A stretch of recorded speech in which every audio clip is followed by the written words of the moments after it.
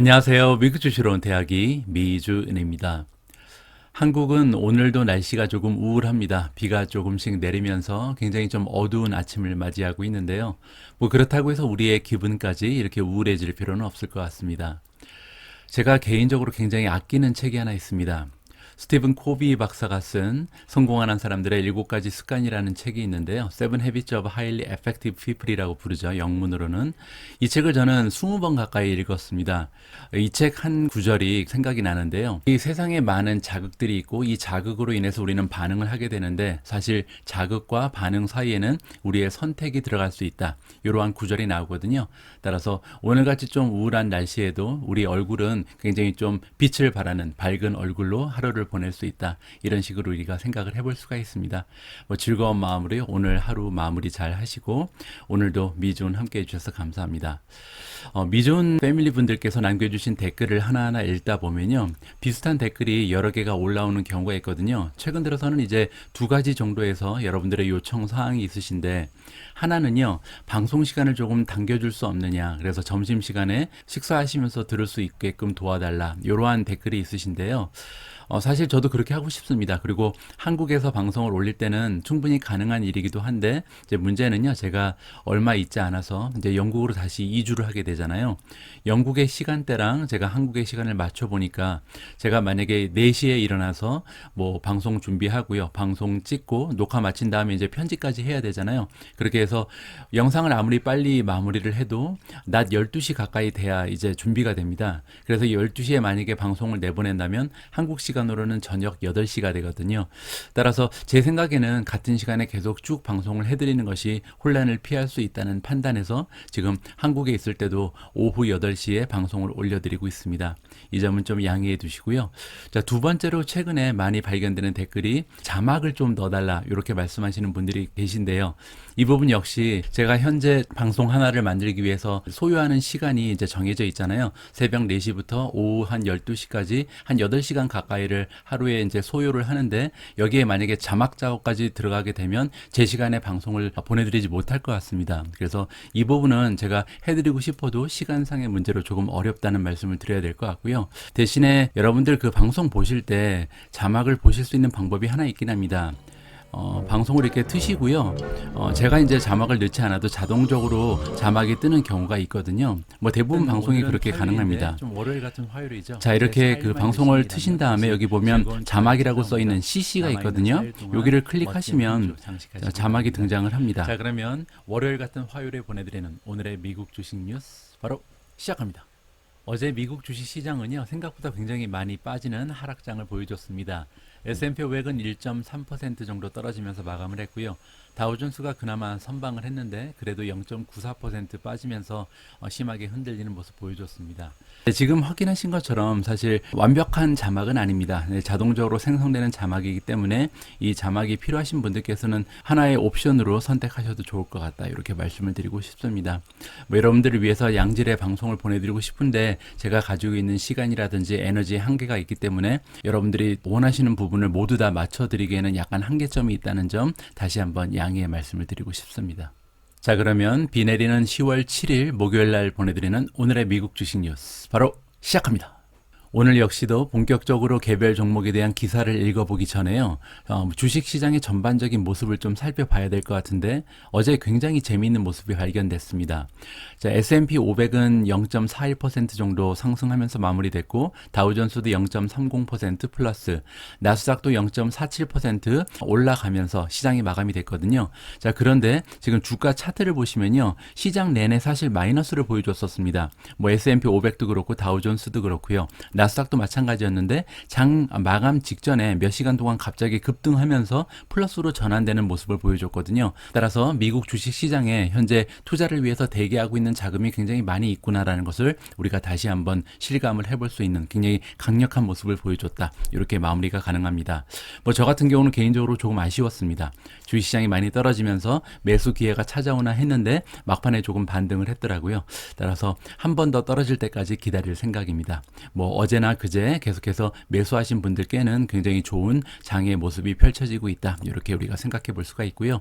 개별 종목의 모습을 보시면 클라우드플레어가 가장 좋았네요. 6.25% 정도 상승했고요. 로크도 만만치 않습니다. 5.64%.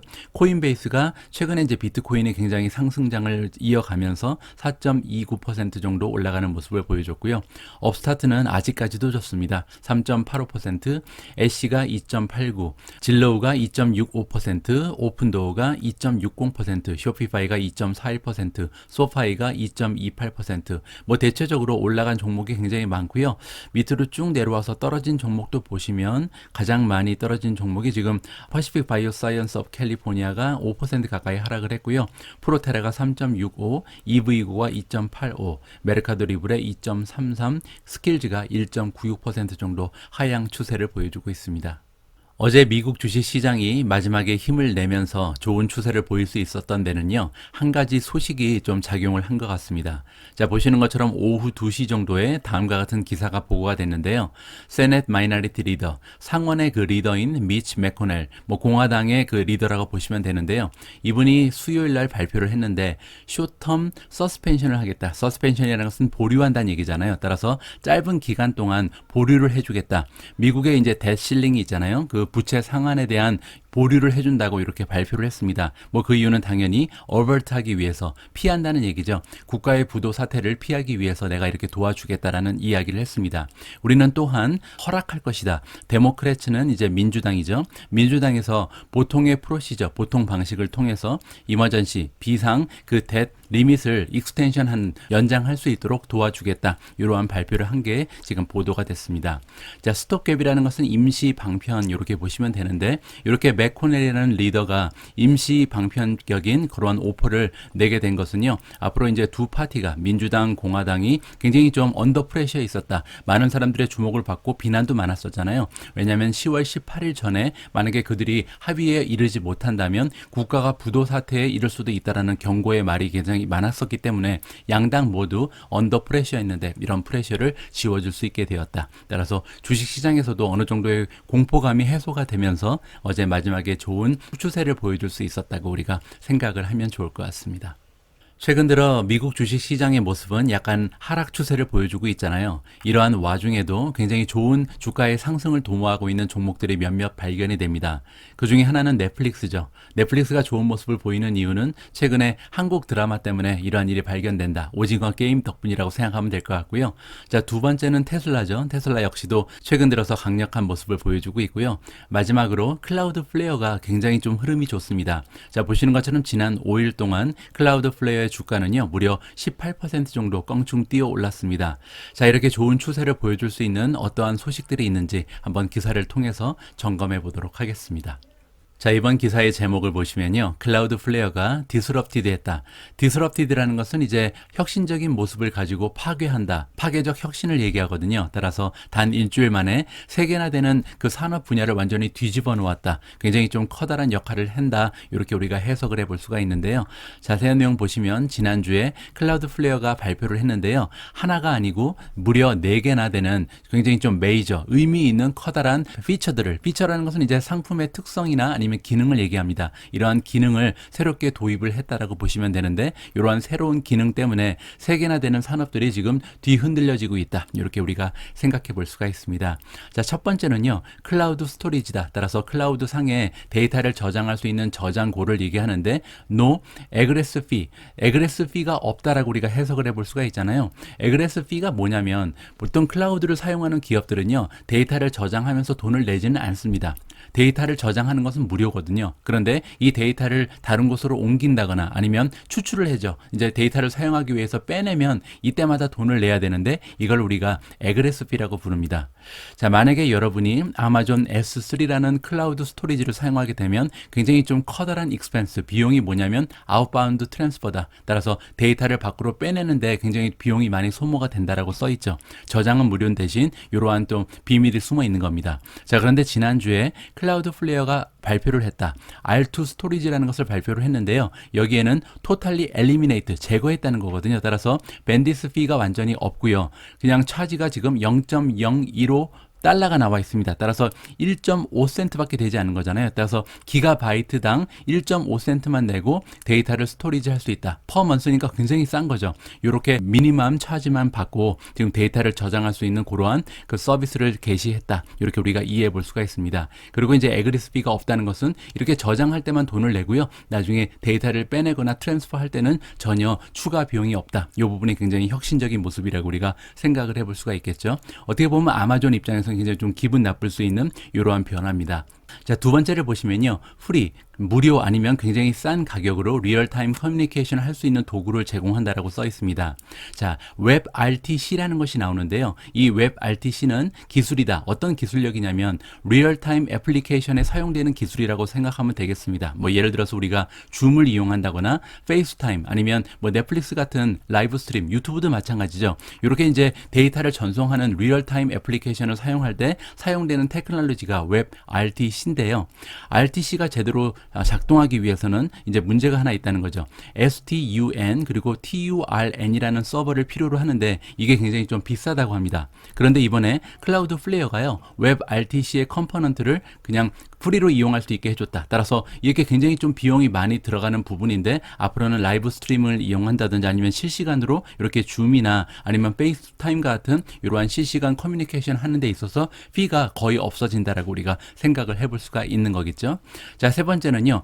Tools to more easily build Web3 applications. Web3라는 게 나오죠. 이제 Web2에서 Web3로 넘어가는데 Web3라는 것은 이제 소프트웨어가 디센트럴라이즈 됐다. 디센트럴라이즈드는 한국말로 이제 탈중앙화 이렇게 부르잖아요. 탈중앙화는요. 중간에 매개체가 없다라고 생각하시면 이해가 빨리 가능하십니다. 따라서 우리와 같은 사용자가 사용자끼리 연결이 된다는 거거든요. 그 의미는 데이터 관점에서 봤을 때는 우리의 정보가 다른 사람한테 넘어가지 않는다. 우리 자신이 우리의 데이터를 소유한다. 이렇게 해석해 볼 수가 있고요. 또한 웹3 3.0를 이용하게 되면 메타버스가 열리게 된다. 따라서 메타버스의 사용이 굉장히 쉬워진다. 이렇게 이해해 볼 수가 있잖아요. 따라서 크립토 커런시를 트레이딩 한다든지 아니면 NFT는 Non-Fungible 토큰이라고 옛날에 말씀을 드렸죠. 뭐 예술 작품 같은 것을 일련 번호를 먹여가면서 소프트 카피를 판매할 수 있는 이러한 가능성이 열려지는 거죠. 따라서 카피본이 불가능해지는 이런 Non-Fungible 토큰 같은 것도 이제 거래가 가능해진다. 따라서 굉장히 커다란 역할을 할 수 있게끔 되는 것이 웹3 3.0를 이용한 메타버스라고 우리가 생각을 해볼 수가 있습니다. 자, 그런데 웹3 3.0에는 문제가 있다는 거죠. 왜냐하면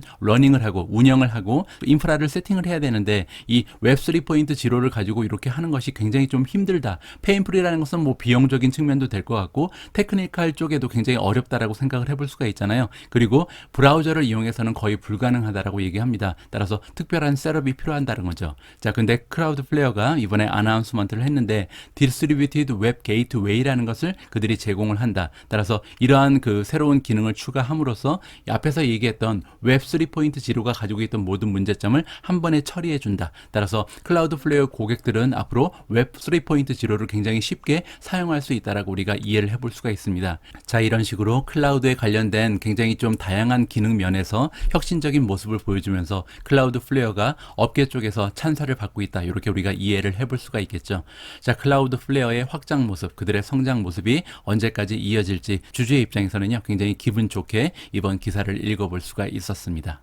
자, 오늘 방송에서는요, 오래간만에 테크니컬한 분석을 여러분들과 한번 공유해 볼까 합니다. 두 기사가 있는데 기사 두 개 모두 테크니컬한 분석, 즉 차트를 보면서 우리가 주식의 앞날을 예상해보는 이러한 재미있는 기사가 발견이 됐거든요. 자, 첫 번째 종목은 로쿠입니다. 자, 로쿠의 기사 제목을 보시면 로쿠 주식이 랠리를 시작한다. 지금 상승장을 보여주고 있다는 거죠. 바운싱 어프라는 것은 이제 반등을 했다. 근데 어디에서 반등을 했냐면요. 가장 중요한 $300 그 레벨까지 떨어졌다가 반등을 시작한다라는 기사의 제목을 우리가 살펴볼 수가 있습니다. 자, 로쿠가 3.6% 정도 올라가고 있다라고 나와 있죠. 자, 그런데 시장의 마감상을 보니까 5.64%나 급등을 했습니다. 따라서 굉장히 좋은 추세를 지금 보여주고 있다라고 생각을 해볼 수가 있고요. 자, 그 이유가 뭐냐면 불즈, 따라서 로쿠에 대해서 긍정적인 평가를 하고 있는 투자자들이 방어하고 있다. 뭐를 방어하고 있냐면 $300 선을 방어하고 있다. 우리가 흔히 지지선이라고 부르는 건데 $300가 로쿠한테는 지지선이라고 생각해 볼 수가 있겠죠. 자, 그리고 이렇게 $300의 지지선이 지켜지고 있는 것은 올해 들어서만 동안 세 번째 있는 일이라고 합니다. 자, 첫 번째는요. 5월 달에 300 밑으로 떨어진 적이 있었는데 굉장히 빠르게 회복을 해버렸다고 합니다. 그러면서 이제 7월까지 쭉 달렸죠. 자, 그리고 이제 똑같은 일이 3월 달에도 있었는데요. 3월 달에도 이 테스트를 살아남은 적이 있다. 그때 이제 300.79까지 주가가 하락을 했다가 바로 리바운딩을 했다. 주가가 다시 점프를 했다는 거죠. 자, 지금 보시면 최근 들어서 로쿠 같은 경우는 굉장히 좋지 않은 흐름을 보여줬습니다. 7월에 가장 높았던 그 최고점에 비하면 34%나 떨어진 상태고요. 한 달 전이죠. 9월 달하고 비교를 해도 9월 초에 그 비교를 해봐도 14%나 주가가 가라앉아 있는 상태다. 따라서 좋지 않은 추세를 보여왔다라고 우리가 정리를 해볼 수가 있죠. 그뿐만이 아닙니다. 지난주에는요. 이 로쿠라는 주식은 심지어 데스크로스까지 보여줬다고 합니다. 데스크로스는요. 테크니컬한 주식 분석을 할 때 굉장히 자주 등장하는 이런 단어라고 보시면 되는데 굉장히 좋지 않은 시그널입니다.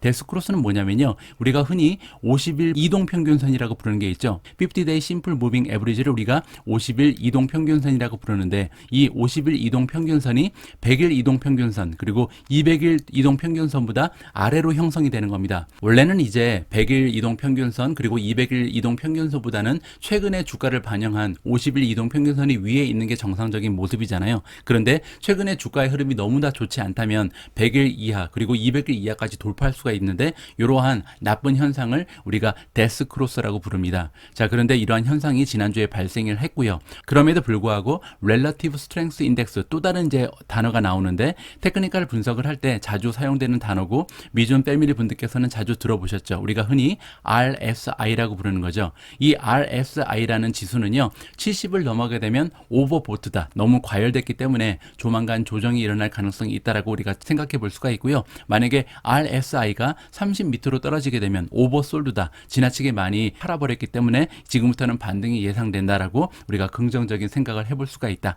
이렇게 정리가 가능합니다. 자, 그런데 지금 로쿠 같은 경우는요. 이 RSI가 오버솔드 테리토리 위에 있었다는 거죠. 따라서 데스크로스가 일어났긴 했지만 그래도 RSI는 30 이상으로 유지가 됐구나라고 우리가 생각을 해볼 수가 있겠습니다.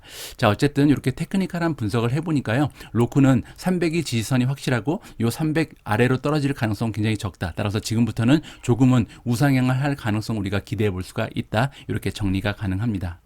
자, 우리가 두 번째로 테크니컬한 분석을 해볼 종목은요. 퀄컴입니다. 퀄컴의 주식이 could face, 맞이할 수 있을 것이다. more technical headwinds. 테크니컬이라는 것은 이제 주가의 차트상으로 봤을 때 headwinds, 그 맞바람이라는 거잖아요. 따라서 역풍을 발견할 수가 있다라고 지금 해석이 가능합니다. 그 의미는 좋지 않다는 거죠. 그런데 심지어 최근 들어서 15%의 커렉션이 있은 이후다. 따라서 최근 들어서 주가가 굉장히 많이 떨어졌습니다. 15%나 떨어졌는데 그럼에도 불구하고 주가 차트를 살펴보니까 지금부터도 조금 쉽지 않아 보인다. 이렇게 우리가 해석을 해볼 수가 있는 거겠죠. 조금만 자세한 내용을 살펴보겠습니다. 자, 테크니컬한 분석을 해보니까 이 주식은 따라서 퀄컴이라는 주식은 move into 이렇게 들어갔다는 거죠. 오버솔드 테리토리에 지난주에 들어갔다. 방금 전에 우리가 살펴본 RSI를 얘기하는 겁니다. 30 밑으로 떨어졌다는 얘기죠. 오버솔드라는 것은 지나치게 많이 팔린 거니까요. 자, 여기 나와 있죠. Relative Strength Index가 dropped. 가라앉았다. below 30니까 30 밑으로 떨어졌다는 거죠. 지금 퀄컴의 RSI는요. 26까지 떨어졌다고 합니다. 자, 이 26이라는 RSI 지수는요. 어떻게 보면 굉장히 좀 시그널이 될 수 있는데 어떤 시그널이냐면 스퍼, 이렇게 좀 원동력이 될 수 있는 그런 시그널이다. buying interest. 사람들이 26이라는 RSI를 보면 지금 퀄컴이 너무 많이 팔렸구나. 지금 들어가기에 적합한 매수 시점이구나 라고 생각하기가 쉽다는 거죠. 자, 그럼에도 불구하고 there's reason. 이유 하나가 있는데요. 아직까지도 걱정을 해야 될 이유가 있다고 합니다. 그것이 뭐냐면 simple moving average다. 아까 우리가 얘기했던 이평선을 얘기하죠. 이동평균선.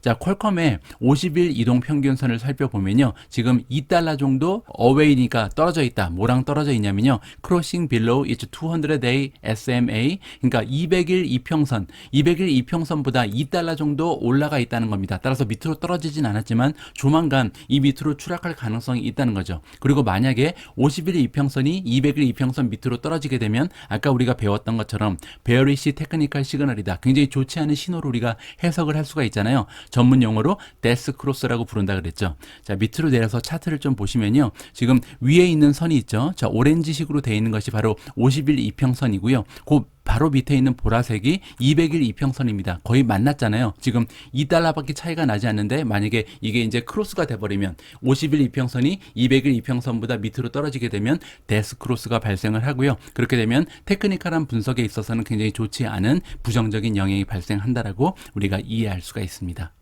자, 이렇게 테크니컬한 분석, 즉 주식 차트 상의 모습을 보면요, 약간은 부정적인 시그널을 발견할 수 있는 것이 퀄컴이라는 종목인데요. 반면에 퀄컴 관련해서 굉장히 좀 긍정적인 소식 하나가 전해져서 여러분들께 전해드릴까 합니다.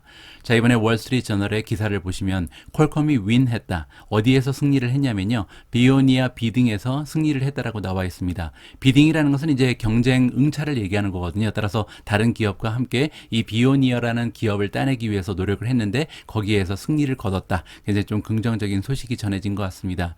자, 퀄컴이요, 이번에 티밍을 했다. 다른 기업과 힘을 합쳤다는 거죠. 누구랑 힘을 합쳤냐면 인베스트먼트 펌이니까 투자 회사랑 힘을 합친 것 같습니다. 돈이 더 필요했던 것이죠. 자, 그래서 이 투자 회사와 힘을 합쳐서 어떤 일을 하고 있었냐면 오토노머스 드라이빙 앰비션, 그들이 이제 생각하고 있었던 자율주행의 그 야망이 있었는데 여기를 향해서 한 발자국 더 나아갈 수 있는 계기가 됐다는 거죠. 자, 이번에 스네칭을 했다.